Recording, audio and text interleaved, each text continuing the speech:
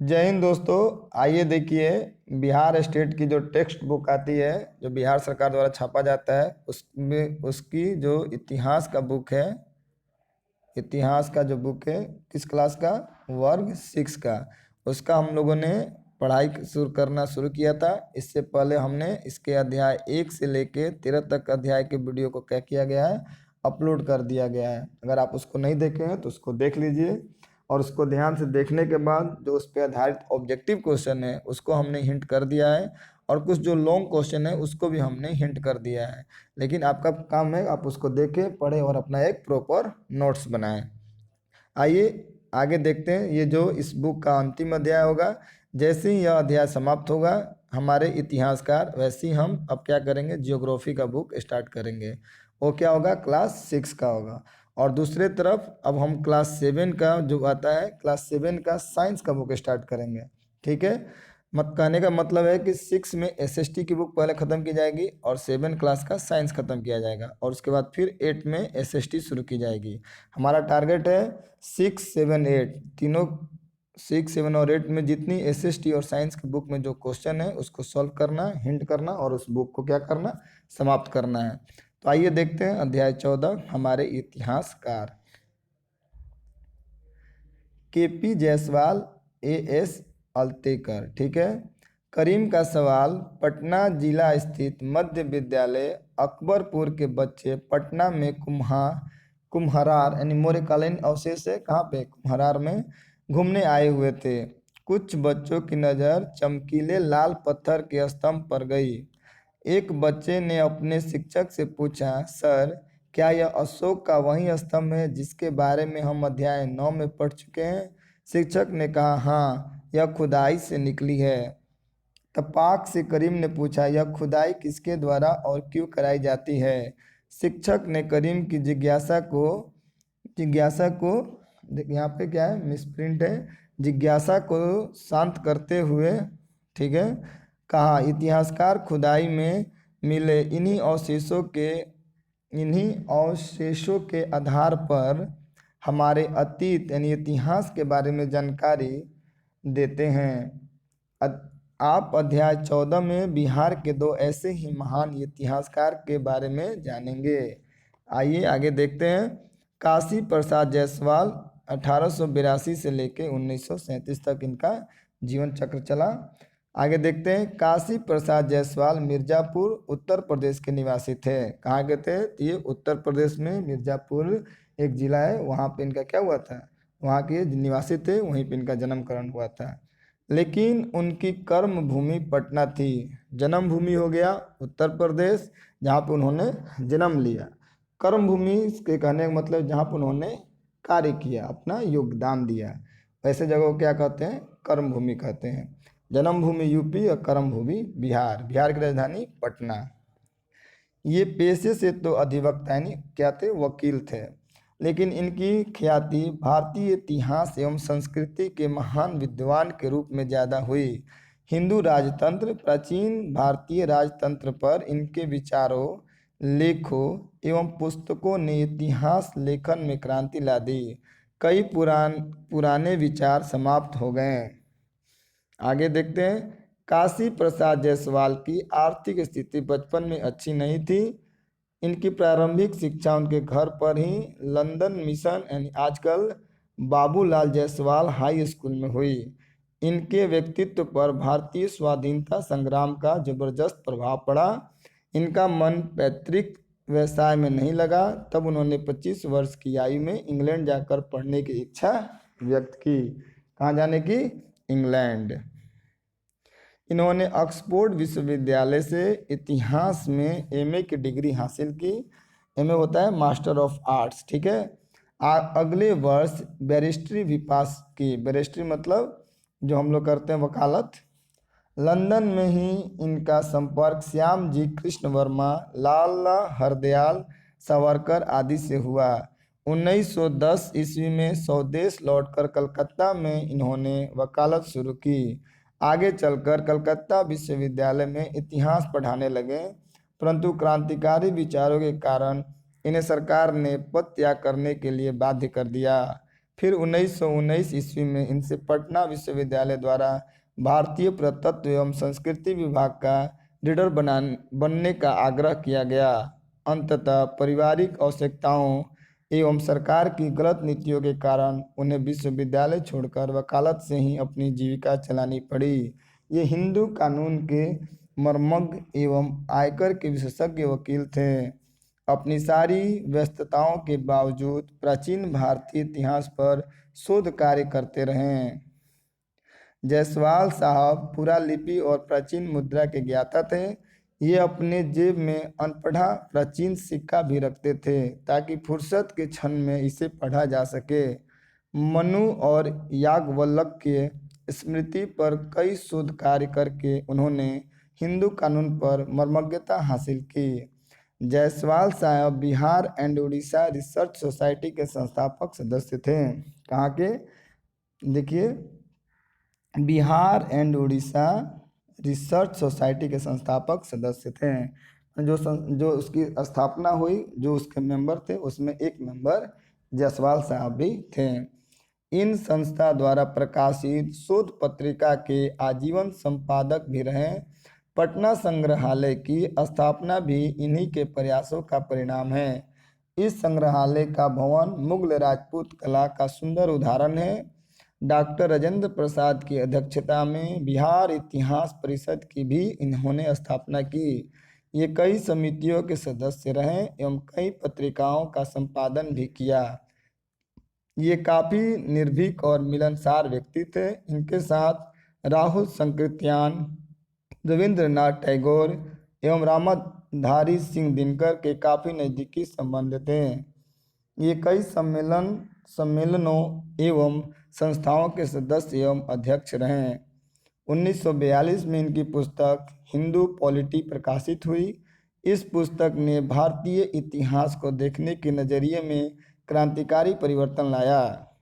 इन्होंने भारत के गौरवशाली अतीत को उजागर करते हुए साबित किया कि भारत में प्रजातांत्रिक व्यवस्था उत्तर वैदिक काल से ही थी। इन्होंने अकाट्य तर्क दिया और अकाट्य जिसको काटा ना जा सके। प्राचीन भारत में निरंकुश राजतंत्र नहीं था, बल्कि संवैधानिक एवं उत्तरदायी राजतंत्र था। इस पुस्तक के 2 भाग हैं। प्रथम भाग में प्रजातंत्र का विवरण है और दूसरे भाग में राजतंत्र का विवरण है। के.पी. जायसवाल की एक दूसरी पुस्तक हिस्ट्री ऑफ इंडिया 150 ईस्वी से 350 ईस्वी तक 1930 में प्रकाशित हुई। इस पुस्तक में कुषाण साम्राज्य के अंत और गुप्त साम्राज्य के बीच की अवधि पर प्रकाश डाला गया। इन्होंने साहित्यिक ग्रंथ, अभिलेख एवं सिक्कों के आधार पर गुप्त साम्राज्य के पूर्व नाग एवं वकाटकों के इतिहास पर प्रकाश डाला। 1934 में प्रकाशित an imperial history of India के माध्यम से इन्होंने नेपाल के इतिहास पर भी प्रकाश डाला। मुद्रा शास्त्र पर भी इन्होंने कई शोध कार्य किए। हिस्ट्री ऑफ इंडिया में इन्होंने गंगा घाटी की बहुत सी मुद्राओं का विवेचन किया। इन्होंने कुछ मुद्राओं का संबंध मौर्यों के साथ स्थापित कर नए विचार का प्रतिपादन किया, जो आज भी आलोचनाओं के बावजूद मान्य हैं। अभिलेखों के अध्ययन में जायसवाल साहब का सबसे महत्वपूर्ण कार्य खारवेल के अभिलेख संबंधी विवाद को सुलझाने हैं। इसके अतिरिक्त इन्होंने अशोक के अभिलेख एवं राज्यारोहण की तिथि, ब्राह्मणी लिपि की उत्पत्ति एवं भुवनेश्वर मंदिर के अभिलेखों का संपादन, अयोध्या का शुंग अभिलेख, समुद्रगुप्त का प्रयाग प्रशस्ति अभिलेख, मोहरों का अध्ययन तथा अनेक अभिलेखों का तिथि क्रम अनुसार उसकी व्याख्या प्रस्तुत कर इतिहास लेखन को सुगम बनाया। डॉक्टर जायसवाल परंपरावादी इतिहासकार नहीं थे। इनके अंदर पाश्चात्य इतिहासकारों की तरह वैज्ञानिक दृष्टि थी। इनके इतिहास लेखन में अधिवक्ता की प्रवृत्ति हावी थी। ये ऐतिहासिक घटनाओं के सभी पक्ष एवं कारणों की समीक्षा के पश्चात ही किसी निष्कर्ष पर पहुंचते थे। इन्होंने स्मिथ के विचारों का खंडन साक्ष्यों के संतुलित उपयोग के आधार पर किया। ये इतिहास लेखन में स्रोतों के तुलनात्मक अध्ययन के पश्चात ही किसी अंतिम निष्कर्ष पर पहुंचते थे। आगे देखते हैं। काशी प्रसाद जायसवाल के इतिहास लेखन में हिंदू विचार, दर्शन, धर्म, शासन, गणराज्य एवं सामाजिक व्यवस्था को महत्वपूर्ण स्थान दिया गया है। इनके इतिहास लेखन में मौलिकता और राष्ट्रीय स्वाभिमान का भी झलक मिलती है, जो भारतीयों को सदैव गौरवान्वित करता रहेगा। इन्होंने विपरीत परिस्थिति परतंत्र भारत में जितना कार्य इतिहास लेखन क्षेत्र में किया, अत्यंत सराहनीय है। अब पढ़ते हैं डॉक्टर अनंत सदाशिव अल्तेकर के बारे में। डॉक्टर अनंत सदाशिव अल्तेकर, इससे पहले हम लोगों ने पढ़ा किसके बारे में? जायसवाल जी के बारे में, काशी प्रसाद जायसवाल। ये पेशे से वकील थे और वकील का काम है किसी भी चीज़ को तर्क और वितर्क करके एक निष्कर्ष पे पहुंचकर उसका अर्थ निकालना। तो इसलिए इन्होंने जो भी अपने पुस्तक में इतिहास लिखा है, उन इतिहासों में तर्क संगत है। ठीक है, उन्होंने जो इतिहासकार स्मिथ हैं, उनकी बहुत सारी बातों का खंडन किया है और उसका सबूत भी प्रस्तुत किया है। उन्होंने इस तरह तर्क प्रस्तुत किया जिनके तर्क को काटा नहीं जा सकता है। ये हमारे भारतीय इतिहासकार के लेखक हैं। हमारे इतिहास के साथ बहुत ही छेड़छाड़ किया गया है, उसे काफ़ी तोड़ मरोड़ कर विदेशियों के द्वारा लिखा गया है। जब एक भारतीय इतिहासकार अपना इतिहास लिखेगा तो उन सारी कसौटियों पर भी ध्यान देता है जो उसकी नज़र में काफ़ी अधिक जरूरी थी। आइए अब देखते हैं डॉक्टर अनंत सदाशिव अल्तेकर के बारे में। डॉक्टर अनंत सदाशिव अल्तेकर महान पुरातत्वविद एवं इतिहासकार थे। पटना विश्वविद्यालय में प्राचीन भारतीय इतिहास एवं पुरातत्व विभाग के खुलने पर इन्होंने संस्थापक अध्यक्ष के रूप में अपना योगदान दिया। ये काशी प्रसाद जायसवाल शोध संस्थान के संस्थापक, निदेशक एवं राष्ट्रभाषा परिषद के सदस्य भी थे। डॉक्टर अल्तेकर ने पटना के विवि में योगदान के पूर्व बनारस हिंदू विश्वविद्यालय पुरातत्व, मुद्रा शास्त्र एवं सांस्कृतिक उत्थान के लिए प्रशंसनीय कार्य किया। इन्होंने वैशाली के ऐतिहासिक महत्व को उजागर करने के लिए वैशाली का अंधकार युग पर अपना शोध प्रस्तुत किया। इन्होंने वैशाली की खुदाई पर भगवान बुद्ध के शरीर वेश स्तूप को दुनिया के सामने लाया। अल्तेकर द्वारा किए गए कार्यों का ऐतिहासिक महत्व बढ़ गया।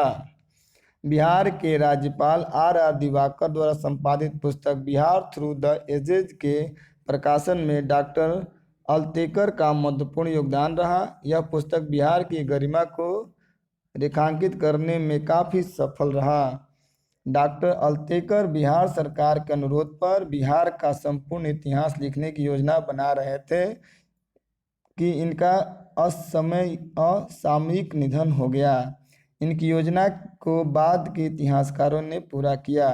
डॉक्टर अल्तेकर पटना विश्वविद्यालय से अवकाश ग्रहण के बाद केपी जायसवाल शोध संस्थान के पूर्णकालिक निदेशक बने और जीवन प्रयत्न रहे। डॉक्टर अल्तेकर न्यूमिस्मेटिक सोसाइटी सहित कई संस्थाओं के अध्ययन एवं सदस्य रहे एवं कई पत्र पत्रिकाओं का संपादन भी किया। डॉक्टर योगेंद्र मिश्रा ने अपने शोध ग्रंथ an early history of Vaishali इन्हीं को समर्पित किया। न्यूमिस्मेटिक सोसाइटी ने तो अपने भवन का नाम ही अल्तेकर भवन रखा है। डॉक्टर अल्तेकर छात्र जीवन से ही प्रतिभा संपन्न एवं अत्यंत मेधावी थे। इन्होंने बम्बई विश्वविद्यालय से संस्कृत में चांसलर मेडल प्राप्त किया एवं एलएलबी के लिए लॉरेंस जैकिन्स स्कॉलरशिप भी प्राप्त किया। इनकी नियुक्ति बनारस हिंदू विश्वविद्यालय के भारतीय संस्कृति विभाग में संस्कृत के अध्यापक के रूप में हुई। इन्होंने राष्ट्रकूटों के इतिहास पर D.R. बनर्जी के निर्देशन में डॉक्टर लिट की उपाधि प्राप्त की। इनका शोध प्रबंध पुराभिलेखों और साहित्यिक स्रोतों पर आधारित था। इसके कारण इनकी ख्याति एक इतिहासकार के रूप में फैली। अपने अथक प्रयास से इन्होंने 21 पुस्तक और लगभग 200 शोध पत्र प्रकाशित कराया।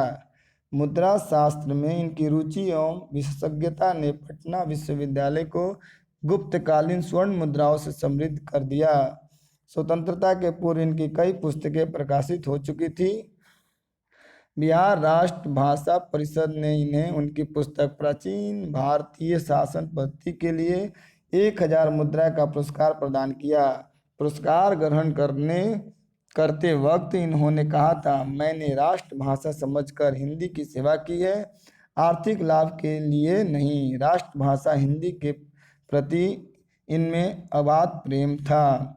1954 में अमेरिका में अतिथि व्याख्यान के रूप में बुलाया गया। इसी वर्ष भारतीय संस्कृति पर व्याख्यान देने वेस्ट इंडीज भी गए।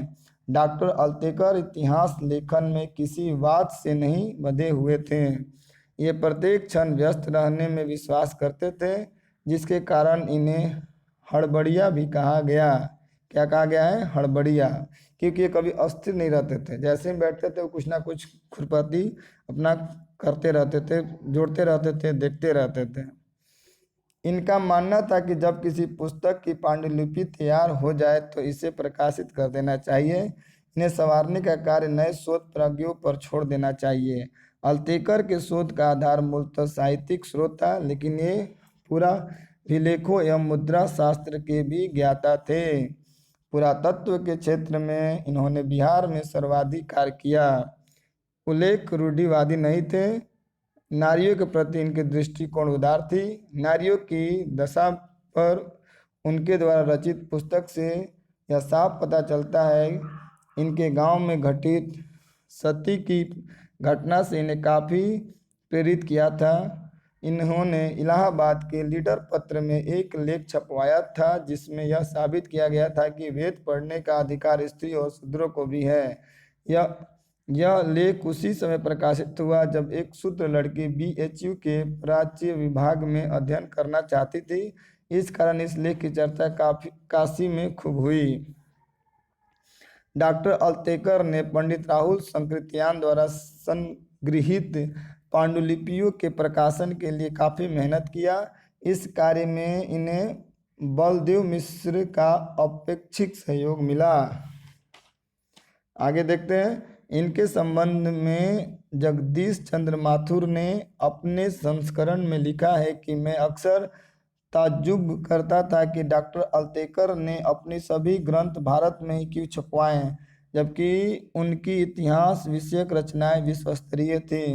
क्योंकि इंग्लैंड या अमेरिका में प्रकाशित ग्रंथों को जो प्रतिष्ठा थी वह भारत में प्रकाशित ग्रंथों को नहीं थी। क्या डॉक्टर अल्तेकर इस बात को नहीं समझ सके? एक बार पूछने पर उन्होंने कहा, बहुत पहले जब राष्ट्रीयता का दौर आया था तभी मैंने संकल्प लिया था कि इंग्लैंड में अपनी पुस्तकें नहीं छपवाऊंगा। आखिर इतने लोग महंगे विदेशी कपड़ों का बहिष्कार कर क्यों खादी को अपना रहे थे? मैं अपने ग्रंथों को तो देसी रूप दे सकता था। हालांकि अब परिस्थिति बदल गई है, लेकिन संकल्प को कैसे तोड़ूं? डॉक्टर अल्तेकर राष्ट्र प्रेम से सदैव अभिभूत रहते थे। वे खादी का वस्त्र भी धारण करते थे। इनका जीवन बिल्कुल सादा था, लेकिन शोध कार्य में कभी पीछे नहीं रहते थे। इस प्रकार यह भी अध्याय समाप्त होता है और इसमें कोई ऑब्जेक्टिव या सब्जेक्टिव क्वेश्चन नहीं है। ये दो महान इतिहासकार या दो पर्सनालिटी के बारे में, इतिहास के बारे में जो अभिज्ञ था उसको लिखा गया है। इस प्रकार अध्याय 6 का अतीत से वर्तमान भाग 1 कक्षा 6 का क्या होता है? समाप्त होता है। ये वर्ग 6 बुक का नाम क्या था? अतीत से वर्तमान।